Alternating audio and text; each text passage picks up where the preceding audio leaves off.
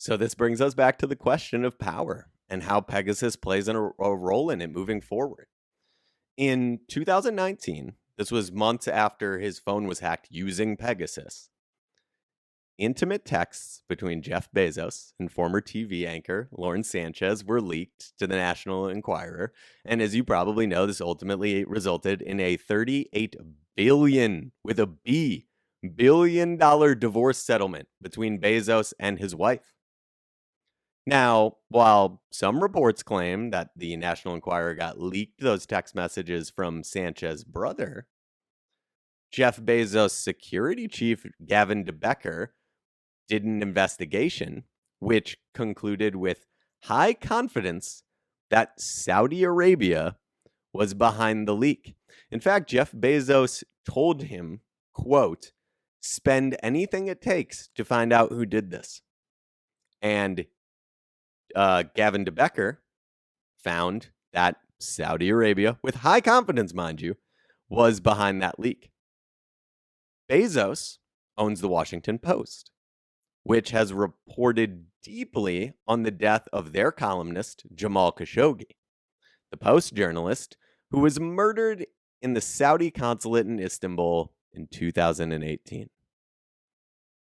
And if that gives you chills, it should. It's very alarming. And look, I understand. Maybe I'm drawing conclusions that I shouldn't. And I get that. I understand that. I'm a regular person. I don't want anybody to take anything that I'm saying here as some extraordinary, groundbreaking thing. Maybe I'm making connections I shouldn't.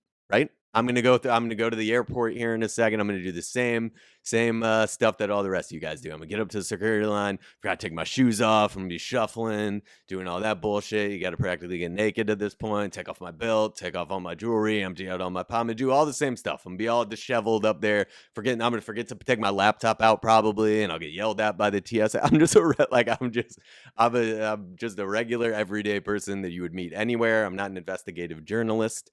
And so maybe I'm making connections that I shouldn't, but I do think that the connections here are very eerie and very unsettling. And that of course brings us to an interesting connection reported by the Washington Post itself.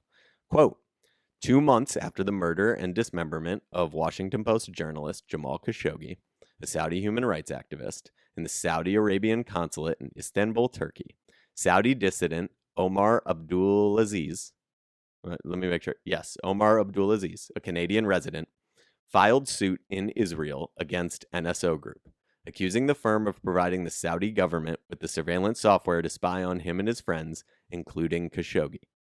According to the Washington Post and other prominent media sources, Pegasus not only enables the keystroke monitoring of all communications from a phone, texts, emails, web searches, but it also enables phone call and location tracking, while also permitting the NSO Group to hijack both the mobile phone's microphone and camera, thus turning it into a constant surveillance device. Now, look, at the end of the day, you have to make your own decisions on what you believe in regards to that reporting on the Bezos situation and Saudi Arabia. And I'm not going to get into the very complicated relationship that the United States has with Saudi Arabia. I would love to do that in another episode, but right now we're not going to touch on that. I want to kind of stick to the topic at hand here. But once again, I think regardless of how you feel about those specific situations, at the end of the day, Pegasus still does exist. And while the NSO Group CEO claims that the spyware is used solely to prevent terrorism, it does seem interesting to me that the Israeli government is the person that gives the green light to any country that the NSO Group sells this technology to. And as of right now, they only sell it to governments. And I think that's where we come back to the idea of power, and that idea that power corrupts, and certainly absolute power corrupts absolutely. And I think this technology is as close to absolute power as you're going to get in the world in 2021 and probably moving forward. And so the question there is really, while this technology is certainly helpful, and I'm happy that it exists to help prevent terrorism and tragedies in the world. And it should be able to be used to do that. That's an important thing. There are people in this world that want to do very bad things, and if we have a way to monitor them, that's incredible. But the problem with something like this is the same problem with any source of power that's existed through history. And it's the fact that it can be used for, it can be corrupting in a sense, right? It can be used for nefarious means. And I'll be honest, it would appear that that's what's going on here with the Pegasus spyware. And I'll kind of leave you with this thought. There's been a lot of reporting done on this spyware, and yet at the same time, there really isn't a ton of information about it. It's a lot of the same reporting that always comes out. It's a very sort of behind the scenes kind of a shadowy thing. There's just a not a ton of information about it. Like I said, there's a bunch of different like articles written about it, but they all say the same thing really at the end of the day. And it's very interesting. You know, it's hard to find out who is using this stuff. It's hard to find out any of the history of it. The NSO group itself was owned by like an American like firm, like bought them and then sold them back to the original owners in Israel.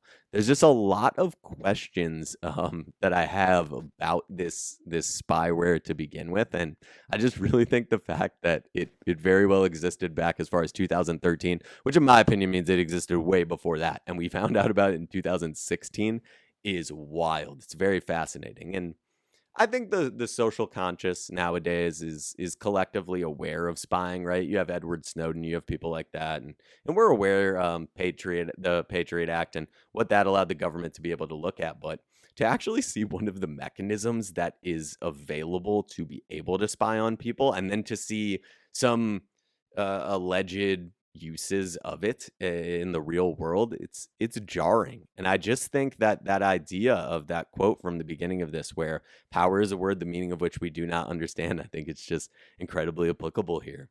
And I just think moving forward, everyone needs to take a deep breath and look around and realize that the world is changing and that source of power is changing. And a software like Pegasus really, really does allow for an interesting discussion on power in the world moving forward. So, anyway, I hope this is a thought-provoking episode for you. I really do.